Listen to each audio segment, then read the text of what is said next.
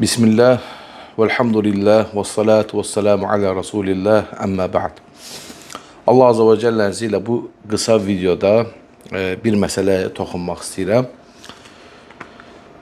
Quran-ı Kərimin başa qoyulması məsələsi.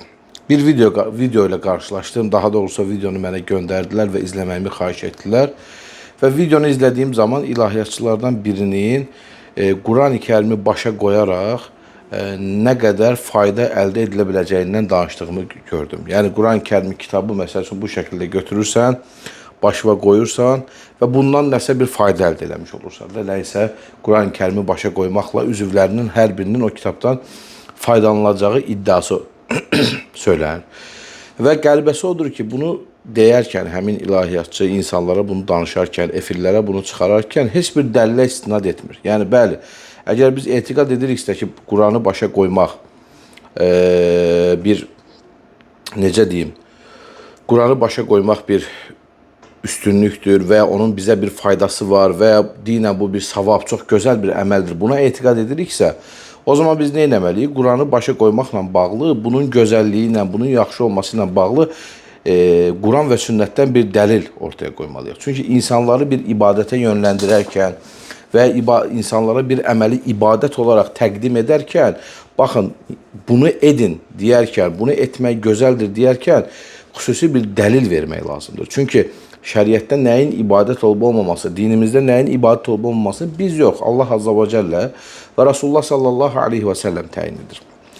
İndi isə biz gərək baxaq, araşdıraq, Quran-ı Kərimdə, Allah Azza və Cəllənin kitabında və Rasulullah sallallahu aleyhi və səlləmin sünnəsində belə bir əməl mövcuddurmu? Quran-ı Kərimin başa qoyulması, boyundan asılması, cibdə daşınması və Quran ayətlərinin harasa yazılması və s. bunlar insana hər hansısa bir xüsusi fayda verir, yoxsa yox. Baxın, gözəl qardaşlarım, Bəqərə surəsi 2-ci ayədə Allah Azza və Cəllə buyurur ki, Əlif, Ləm, Mim, Zəlikəl kitəbu lə raybə fihi hudən lil muttəqin. Bu kitabda heç bir şək və şübhə yoxdur və o müttəqilər üçün bir yol göstəricidir, hidayət rəhbərdir.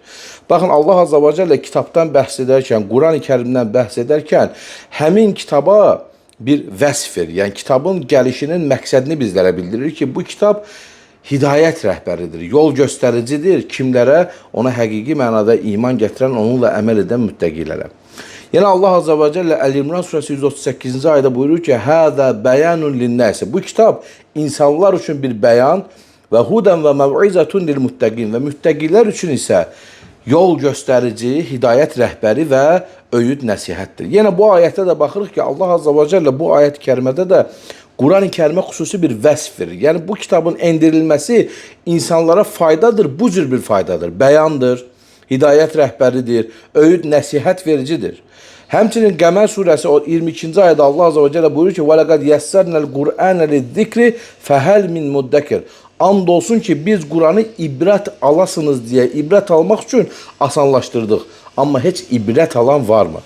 Yəni baxın, bu ayətdə də Quran-ı Kərimin nüzul səbəbi nədir? İnsanlar onu oxusunlar, içərisindəki əhkamları oxusunlar, qissələri oxusunlar, peyğəmbərlərin dəvətini oxusunlar və ondan ibrət alsınlar. Yəni Quran-ı Kərimin eniş məqsədi mütləq olaraq onun oxunub, ondan bir ibrət alınması, oxunub, onun əməl edilməsi üzərinədir. Əgər Quran-ı Kərim oxunmursa, onunla bir əməl etmək yoxdursa və ya Quran-ı Kərimin ayətlərinin təfəkkürü yoxdursa, onun sadəcə belə kitab şəklində götürüb başa qoyub saatlarla gözləməyin heç bir faydası yoxdur. Qoydun başa, gözlə saatlarla, günlərlə, aylarla tərpənmə yerindən. Bunun sənə nə faydası var ki? Bunun içini açıb oxumadınsa əgər, bu ayətləri təfəkkür etmədinsə əgər, bu ayətlərin mənalarını öyrənmədinsə, Allah Azza və Cəllə səndən bu ayətlərdə nəyi istəyir? Nə üçün haramlar qoyub, nə üçün halallar qoyub, peyğəmbərlər qissələri nə üçündür? Bunu təfəkkür edib yaşamadıqdan sonra kitabı belə qoymağın nə mənası var? O zaman bu kitab öz məqsədindən çıxmış olur. Allah Azza və Cəllə onu göndərmiş olduğu o məqsəd ki var, onun hidayət rəhbəri olması, bəyan olması, ibrət olması bu məqsədlərdən çıxmış olur. Ona görə gözəl qardaşlarım, sizə bu cür qəribə şeyləri ibadət kimi təqdim edən insanlara soruşun, hardadır bunun dəlili?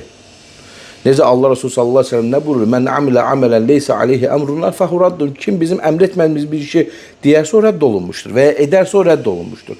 Yəni Allah Resulü sallallahu əleyhi və səlləm bunu bildirməyibsə, əmr etməyibsə və ya Qurani-Kərimdə bu yoxdursa, bu əməl mütləq rədd olunmalıdır. Allah Azza və Cəllə bizi eşitib faydalanan qullardan etsin. Əmin və elhamdülillahi rabbil alamin.